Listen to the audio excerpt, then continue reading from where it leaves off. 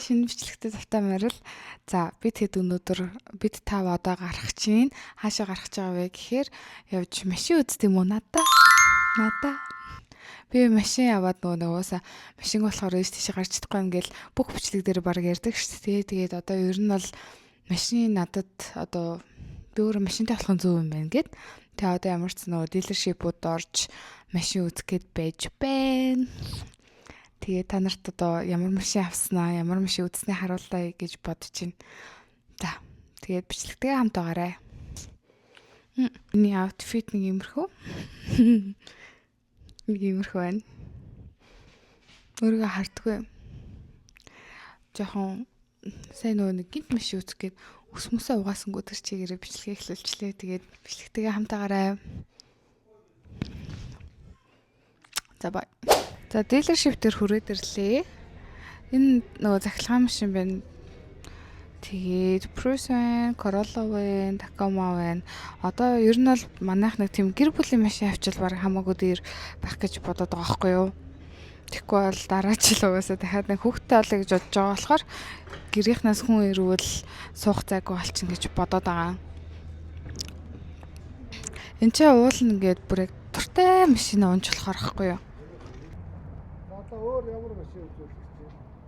Дахиад Сена үзүүлээ гинэ. Хайландер үзэж. За нэг ийм машин үзлээ заяа. Энэ болохоор доторхон ингээд ийм амар том л мөхтэй. Тэгээд юу судалтай. Улсын судал модалтай уулна ажигуул юм байна. Тэгээд нэг 3 дугаар агнэрийн судалтай. Тэгээд энэ болохоор 35,000 нэ. Тэгснэ зүгээр л NX юм байна. Энэ ч ахав насан биш. Honda дээр ирсэн байна. Харин чи ямар машин авч байгаа вэ? Sienna. За машин авах гээд гэрээгээ их гэдэг чинь баахан өрөндөл орлоо тоо. Машин авчлаа. Сая ямар ч нөгөө нэг зээлэндээ аплайтсан. Тэгээд ер нь бол сарынхаа төлөлтийг нэлээд өндөр болгож байна. Тэгээ бид хоёр нөө та нар угаасаа мэдэн штэ. Би нөө машингүй болохоор хаашаа гарч урч чаддггүй гэдээ байн хэлээд идэг штэ. Тэгээд ямар ч сан машин авахар боллоо. Тэгээ хоёр машинтай болохгүй бол угаасаа Америк чинь бүх юм амар хоол байдаг болохоор заавал машинтай л одоо байвал тийш явж чадна. Тийм болохоор машинтай болох заавал хэрэгтэй байсан учраас одоо машин авч байгаа байхгүй юу? Тэгээд зөндөө харж байгаад ер нь бол хуучин машин авч байгаа. Тэгээд хуучин гэр бүлийн машин авч байгаа байхгүй юу? Тэгэхгүй бол бид хоёр нөгөө дараа жил дахиад хүүхэдтэй болъё гэж бодож байгаа. Тэгээд тэнгууд 2 хүүхэдтэй, 2 car seatтэй. Тэгээд дахиад гэрийнхнаас 2 хүн ирвэл бид хоёр нөгөө машинда багтахгүй болчоод энэ чинь нөгөө нэг заавал бүгдээрээ машинда жихэд явж болохгүй болохоор таргуулна. Тийм болохоор яг нөгөө бүх хүн багтах машиндаа сууж явахгүй болохгүй байгаа. Тэгээд ямар ч family car авч minivan хамгийн хэрэгцээгээ бодоод авлаа. Уул нь бол бүр нөгөө хямдхан жижиг тэрэг авчий гэж бодсон юм а. Тэгээд тэгэнгүүт угаасаа ингээд нөгөө хэрэгцээтэй 6 хүн суух одоо хэрэгцээтэй болохоор ингээд жижиг машин авчвал тэрийг дараа нөгөө буцааж өгөх хэрэгтэй гэх юм уу? Буцаагаад зарж мараад солиод тэшин одоо minivan угаасаа авах хэрэгтэй болохоор хоёрын орон тэгэж одоо мөнгө алдаад яхаа гэж бодоод тэгээд авахгаа сууж ин. Тэгээд ямар ч хэдэн өдөр шөнөл бит хоёр баахан машин хайлаа. Би бол Highlander авмаар байсан. Тэгээ Highlander бол жоохон үнэтэй. Тэгээ бас доторх зайнаас айгүй тийм жижиг юм билээ. Нэг тиймэрхүү. Бензин. Тийм хамгийн гол нь бас бензин дээр амар хэмнэлттэй байгаа байхгүй. Бит хоёр одоо энэ машинаараа болохоор жилдээ $1400 хэмнэх юм байлээ. Зөвхөн бензинээсээ нөө хайбрид машин. Тэнгүүтээс айгүй хэрэг зүгээр юм байна гэж бодоод. Тэгээд яг бүр болохгүй.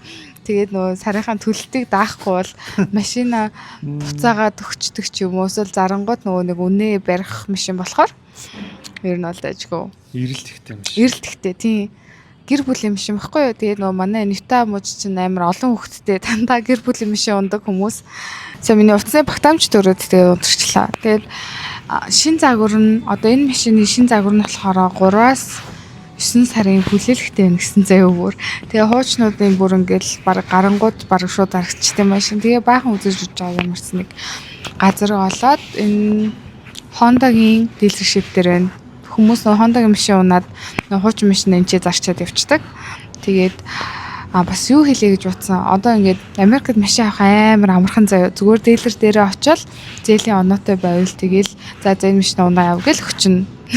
Зээл мэл гарах нь амар амархан. Нөгөө бүртгэл энэ төрлийн бүгдээрээ нэг дор хийчихдэг те. Амар амар тий. Нөгөө Монголд чинь машина аваад дараа нь дугаараа нэрээ шилжүүлнэ гэл автоёрын үндэсний дөө баахан очроо ороод тэгэл нөгөө дугаараа аваад банк бус юм уу банк руугаа баримтаа яриад явдвал энэ бүгдийг нэг доор нь баг нэг цаг 2 цагийн дотор бүх юм шийдчихин тий. Тий. 2 цагийн дотор л шууд машинтай болол одоо дэлгүүр аваад машин ингээ унаа яв гэдэгчдэг. Тэгэнгүүт бас айгу амарлаа. Тэгээ бит хоёр яхав их мөнгө бол энэ юунда энэ машиндаа бол хийгээгүй. Тэг жоохон ганц хоёр жоохон мөнгө хийгээл тэгээл тэгэнгүүтээ ер нь бит үзэл өөр өөртэй явж байна. Тэгээд бензинээсээ нэлийн хэмнэлтийг одоогийн машинаараа яг бензин сая жоохон үнэтэй хахад сарын $50 бишээ $7 $50 хийдэгс. Тэгэхээр сард бараг нэг 200. Одоо газ жоох юм дарцсан нэг. Гэтэл нэг 180 яагаад тэр их яваад байгаа болохоор аавч өрш ч тээ. Тэнгүүд одоо энэ шинэ авж байгаа машин маань яг одоогийн унж байгаа машинаас 2 нугалсан баг бензин эдэн буюу 3 бишээ. 3 байсан. 3 шүү дээ. 3. Минийх одоо 116 17 хавцаа идэж байгаа. Тэгэхэд би 106 идэж байгаа. 2 хагасдал юм да. 2.5 дахин баг идэж байгаа юм шиг. Бит хоёр ChatGPT-гээр өчигдөр нөгөө нэг тооцоолсон байхгүй юу? Жилд яг ингэж явал бензин одоогийн машин хэд идэх нөө шинэ одоо машин байвал хэд идэх нөө гэд үтсэн.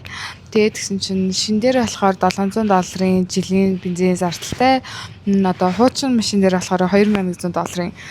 $2100 ч ялуу бараг тийм байсан. Тийм болохоор ер нь 3 гэдсэн баха. ChatGPT-гээр бол тийм. According to ChatGPT тийм борлуулагч залуу маань бит хоёрын зээл мэлийг хөөцөлтөл алга болчлоо. Тэгээд тэр хооронд намарсан бичлэгээ хийгээд явж байна. Нэр юу? Нөгөө хуучин машин ч гэсэн нөгөө бүх үзлийг хийцэн тэгснээ 4 шин дугуй тавиад тосмоослын солилцсон.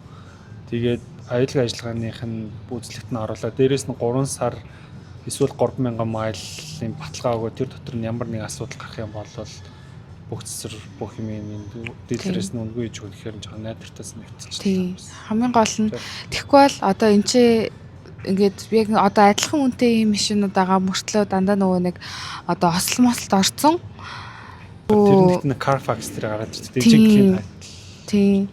Одоо осол мослд орцсон. Тэгээд damage энтертэй тийм машинууд гэж харагдаадсан байхгүй юу. Тэгээ бит хоёр болохоор ашгүй зөндөө маш удаан ингээ хайсны эцэст болохоороо ингээ нөгөө баталгаатай тийм биш явж байгаа байхгүй юу. Хамгийн гол нь энэ ч нөгөө нэг зам энтер хурдны зам энтер амар аюултай болохоор заавал тийм сайн одоо сайн ямар машин хөө найдвартай тийм сайн найдвартай машин заавал унах хэрэгтэй. Тэгэхгүй бол угаасаа машин сонин машин унж яваад тэгж амь насаар тоглоо яах вэ би тэгээд идэв.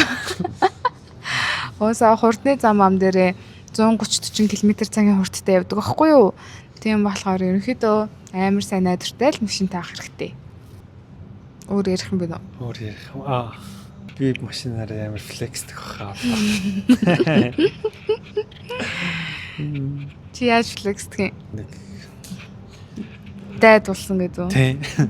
Би ийм гоё дайд машинтай гэдэг амар флексдэн гэсэн. Тэгтээ яг дайд машин чинь ийм биш шүү дээ. Чинь нэг ээж нар юм шиг шүү дээ. Ер нь л миний. Тэгээ ер нь аль зүгээр л гэр бүлийн машин авахч байна. Тэгээд өнөөдөр одоо орой 7 бараг 8 болж байна. 2024 оны асфальтын сарлаг өнгөтэй Sienna.